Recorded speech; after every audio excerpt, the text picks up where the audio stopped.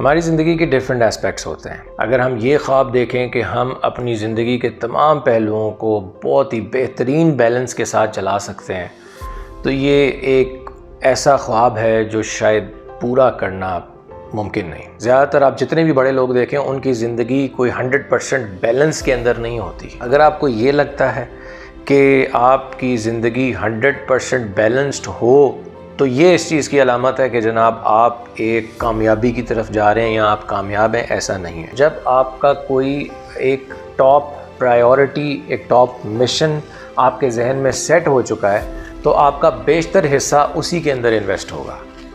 आप बाकी चीज़ों को उस तरीके से एग्जैक्टली बैलेंस नहीं कर सकते।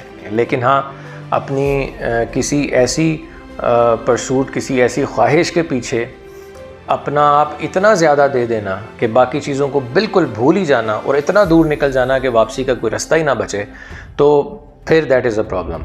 वो आपको नहीं करना चाहिए। जो चीज़ हमें करनी चाहिए वो ये है कि अगर हमारी क्वांटिटी अपनी ज़िंदगी के बाकी एस्पेक्ट्स में कम है, तो हम उसकी क्वालिटी को इंक्रीज़ कर दें ताकि वो एक काउंटर बैलेंस पैदा हो सके। लेकिन अगर आपने एक्सट्रीम लेवल्स पे पहुंचना है, तो आपकी ज़िंदगी अपेरेंटली अनबैलेंस ही होगी। जो हमारे सामने एक बड़ी बड़ी सक्सेस स्टोरीज़ हैं, उनका 100% दुनिया उनसे 100% खुश नहीं है, लेकिन जिस फील्ड के वो मास्टर हैं, दे प्रेज्ड फॉर दैट। वो उनका उसके अंदर कोई जवाब नहीं है। लेकिन उससे हट के अगर आप देखें तो आपको कंट्रोवर्सीज़ मिलेंगी, आपको उनके अंदर बहुत सारे फ्लॉज मिलेंगे।